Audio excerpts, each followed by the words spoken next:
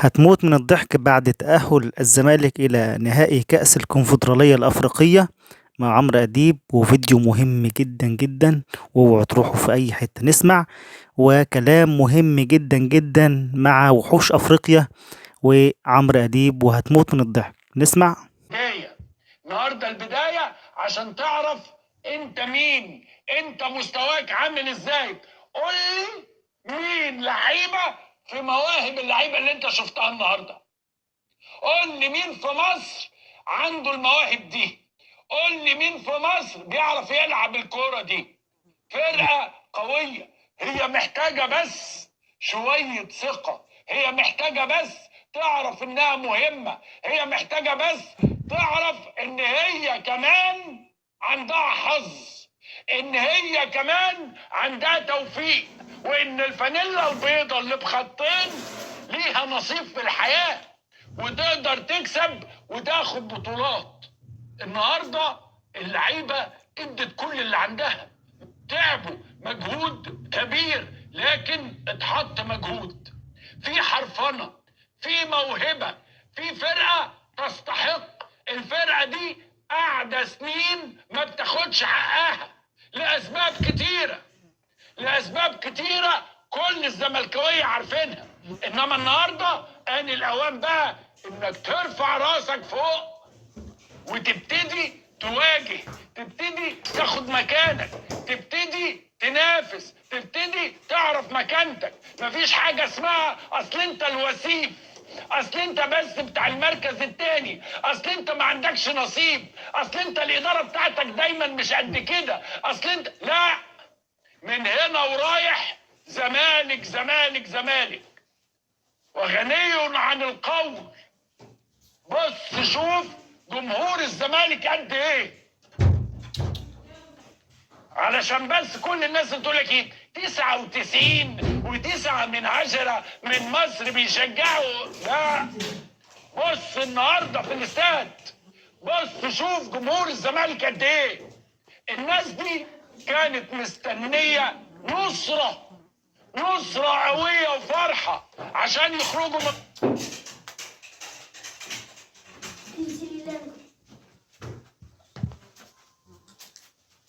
قيمة.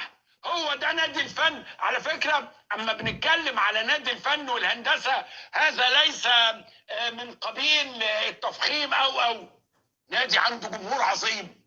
اديله الفرصة بس واتفرج عليه زي ما شفت النهاردة. انت النهاردة كنت متوقع تشوف كل الجمهور ده. تحية لجمهور الزمالك، هو اللاعب رقم 1، مش 11 ولا 12 ولا 13. كنتم الجمهور رقم 1، ومن هنا وطالع اعمل حساب الزمالك عندك. من هنا وطالع هات الجدول واعمل حساب الزمالك عندك. الزمالك مش سهل، الزمالك كان محتاج ياخد نفس، الزمالك كان محتاج امكانيات، الزمالك كان محتاج اداره، الزمالك كان محتاج حب، الزمالك كان محتاج تكسير الشلل والشلاليه والحاجات. دلوقتي خلاص انت نادي بروبر، هم دول اسود افريقيا، هم دول المعلمين. الروح اللي كان بيتلعب بيها النهارده، انت قدام العو بقى. خلي بالك من العو، العو جامد، العو رجع. لان كل الناس يقول لك لا مش مقلب، لا لا دول اللي عندهم لا لا دول تعبانين، دول خليهم بقى لا خلاص. هي البطولة ديت تطلق نيران التنين. انت قدام تنين بيطلع نار من بقه. اوعى بقى قدام اي حد يحاول ان هو يفكر انه يهز الفرقه دي. طبعا كل قيمه. هو ده نادي الفن. على فكره اما بنتكلم على نادي الفن والهندسه، هذا ليس من قبيل التفخيم او نادي عنده جمهور عظيم. اديله الفرصه بس واتفرج عليه زي ما شفت النهارده. انت النهارده كنت متوقع تشوف كل الجمهور ده. تحيه لجمهور الزمالك، هو اللاعب رقم 1، مش 11 ولا 12 ولا 13. كنتم الجمهور رقم 1، ومن هنا وطالع اعمل حساب الزمالك عندك من هنا وطالع. هات الجدول واعمل حساب الزمالك عندك. الزمالك مش سهل. الزمالك كان محتاج ياخد نفس. الزمالك كان محتاج امكانيات. الزمالك كان محتاج اداره. الزمالك كان محتاج حب. الزمالك كان محتاج تكسير الشلل والشلاليه والحاجات. دلوقتي خلاص انت نادي بروبر. هم دول اسود افريقيا. هم دول المعلمين. الروح اللي كان بيتلعب بيها النهارده. انت قدام العو بقى. خلي بالك من العو. العو جامد. العو رجع. لان كل الناس يقول لك لا مش مقلب. لا دول اللي عندهم لا دول تعبانين. دول خليهم بقى لا خلاص. هي البطولة ديت تطلق نيران التنين. انت قدام تنين بيطلع نار من بقه. اوعى بقى قدام اي حد يحاول ان هو يفكر انه يهز الفرقه دي. طبعا كل ورا الموهبه يقفوا ورا المدرسه. المدرسه دي يا جماعه عمرها ما كانت ضعيفه، وعمرها ما كانت تعبانه، وعمرها ما كانت ما بتعرفش.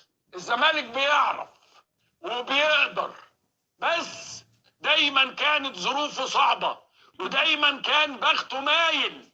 انما دلوقتي احنا بنعدل الميله، ومن اول وجديد يبدا جيل جديد ينضم للزمالك.